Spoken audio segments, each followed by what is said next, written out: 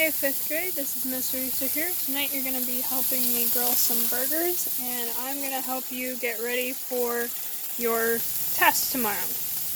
So we focused mainly on poetry this book, but there are a few things to remember. You should know how to use let and leave and accept with an A and accept with an E. You need to know how to use those words correctly. Also remember that the words here and there are not subjects. So when you diagram the sentences that start with here or there, those words do not go in the subject place. Instead, they go as an adverb. Alright?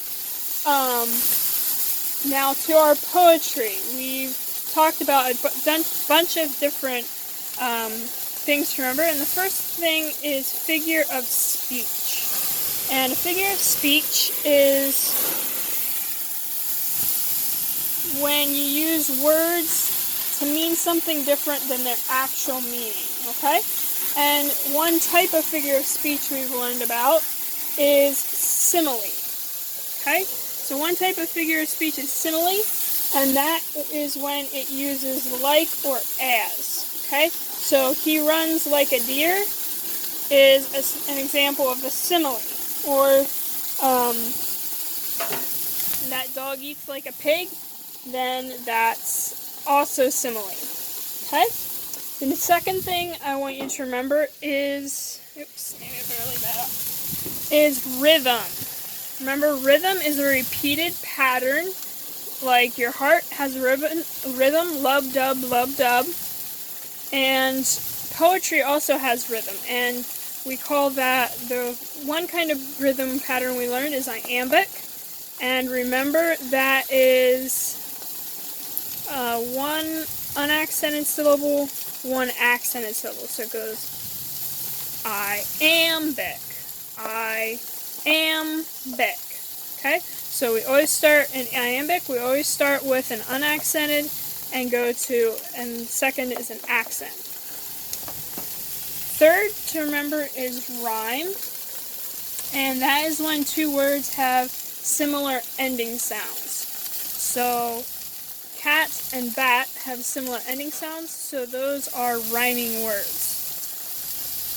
Remember, for two words to rhyme, they have to have different beginning sounds. So cat and cat don't rhyme because they have the exact same beginning sound, okay? So they have to have different beginning sounds, but the same ending sounds. The fourth thing to remember is a poetic foot, and that is one marking pattern in your rhythm. So in iambic rhythm, one unaccented syllable, one accented syllable is one foot, okay?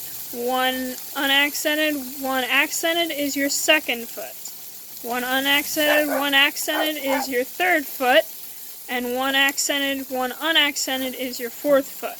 Okay? So, poetic foot is you're marking one pattern in your rhythm. Okay? The next one is Bible poetry, and Bible poetry is different than what we've learned as regular poetry. Bible poetry instead uses rhyming thoughts instead of rhyming words and rhythm.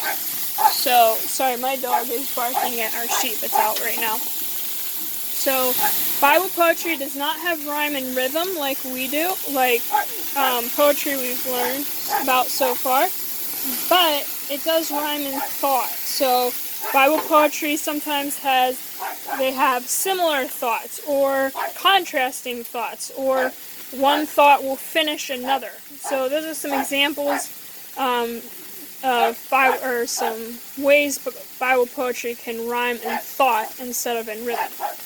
And the last thing that you should be remembering is alliteration, and that's when words have the same beginning sound. So the tongue twister, Peter Piper picked a peck of pickled peppers, is called alliteration because most of the words start with P. So that's alliteration when you have repeated beginning sounds. Alright, today you will be doing your self-check 5th grade. I hope you are having a good day and do your work carefully and be prepared for your test tomorrow. Alright, that's all for today, 5th grade. See ya!